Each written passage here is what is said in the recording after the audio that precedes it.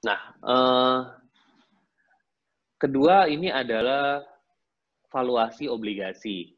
Ya, yang tadi saya sebutkan rekan-rekan, dengan banyaknya investor asing itu sudah jual banyak sekali dari Indonesia, kita bisa melihat imbal hasil obligasi ini menjadi sangat menarik karena harganya sangat murah. Ini kita bisa lihat di tabel yang pertama, yield obligasi 10 tahun, itu Indonesia di 8%, ya. Kemudian tabel kedua itu inflasi, itu untuk dikurangin ya rekan-rekan, supaya kita bisa dapat real yield ya, atau yield real. Ya, jadi kalau misalnya kita dapat imbal hasil, atau let's say bunga deposito gitu kan, kita harus tahu sebenarnya yang kita dapat bunga itu berapa sih, kita harus kurangi dengan inflasi dulu, atau penurunan harga nilai mata uangnya. Nah, real yield di Indonesia itu sekarang yield dikurangi dengan inflasi itu masih di 5%. 5% ini adalah yang tertinggi, rekan-rekan, dibandingkan dengan negara berkembang lain yang punya rating investasi mirip dengan Indonesia. Ya, rekan-rekan bisa lihat, di situ daftarnya ada Kolombia, Meksiko, Filipina, Thailand, India, ya, Hungaria, dan Polandia. Bahkan kalau kita lihat beberapa negara ya yang sama persis itu seperti India, Filipina bahkan lebih baik dibandingkan kita rating investasinya, ya. Kemudian juga Meksiko, Kolombia, itu semuanya di bawah Indonesia secara perolehan imbal hasil. Artinya apa? Artinya kalau misalnya COVID-19 ini sudah mulai mereda, ketakutan pasar ini sudah mulai berkurang, investor asing itu sudah mau atau mulai berinvestasi lagi ke aset-aset berisiko atau ke negara-negara berkembang, maka Indonesia ini adalah salah satu negara yang akan jadi tujuan utama rekan-rekan untuk berinvestasi di obligasi pemerintahnya. Ya, jadi salah satu opportunity sebenarnya kita bisa lihat di sini adalah obligasi pemerintah.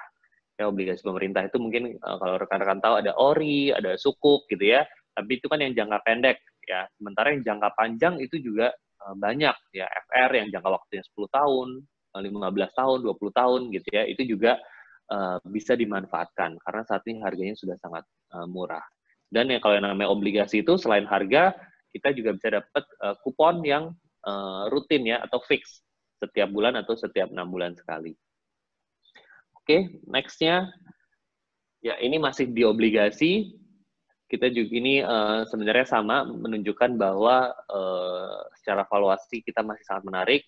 Ini adalah yield obligasi dibandingkan dengan US Treasury atau obligasi Amerika.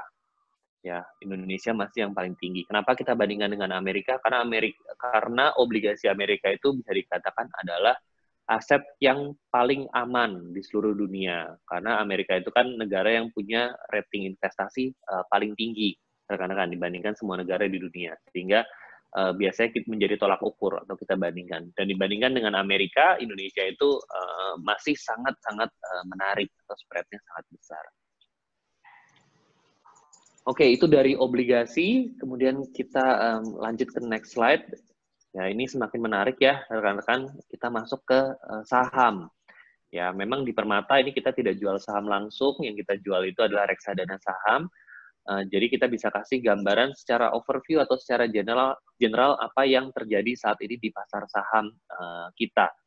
Ya, nah sama story-nya masih seputar valuasi. Ya, karena saat ini semua valuasi itu sedang tidak dalam kondisi yang normal, semua sedang oversold ya, lagi murah-murahnya. Dari saham sendiri kita bisa melihat PE ratio. PE ratio itu adalah price to earning ratio ya, indikator yang biasa kita gunakan untuk menilai apakah suatu saham itu mahal atau murah. Dan sekarang kita bisa lihat PE ratio Indonesia itu sangat murah, rekan-rekan. Ada di 11,7. Murah atau mahal dilihat dari mana? Biasa kita bandingkan dengan rata-rata 5 atau 10 tahun. Nah, di sini kita bisa melihat bahwa rata-rata PE ratio IHSG selama 5 tahun itu ada di level 16,18. Ya, jadi sangat jauh gitu ya penurunan valuasinya. Artinya sekarang itu bisa dibilang sangat murah untuk valuasi saham di Indonesia. Ya, kita juga bisa lihat secara kinerja juga memang unfortunately IHSG itu yang paling tajam penurunannya dibandingkan indeks saham lain di dunia. Jadi ini justru menimbulkan kesempatan ya dengan valuasi yang murah, penurunan yang sudah sangat tajam. Again, pada saat nanti kondisi ini sudah mulai mereda, ketakutan ini sudah mulai berkurang, investor ini tentu akan kembali masuk.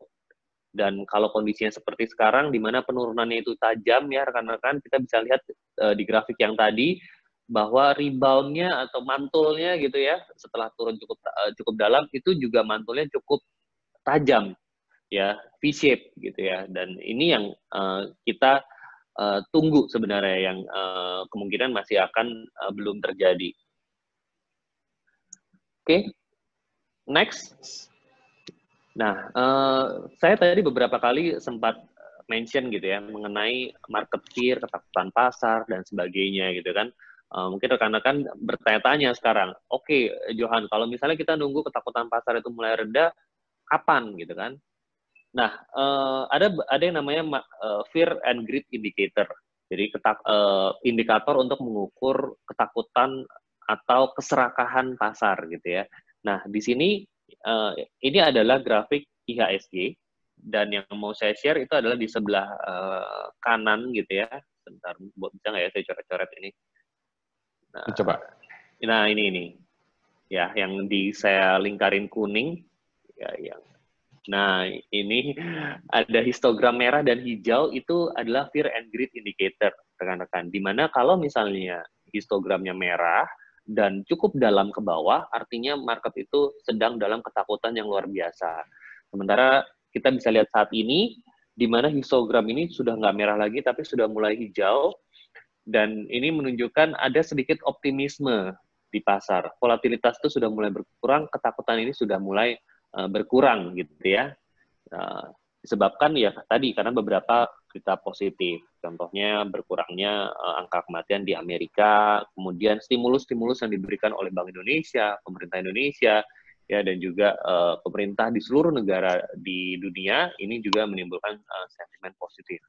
Untuk saat ini, ya, saya belum bisa bilang bahwa ini akan cukup stabil karena challenge-nya tentu juga masih ada gitu ya. Kemudian berikutnya,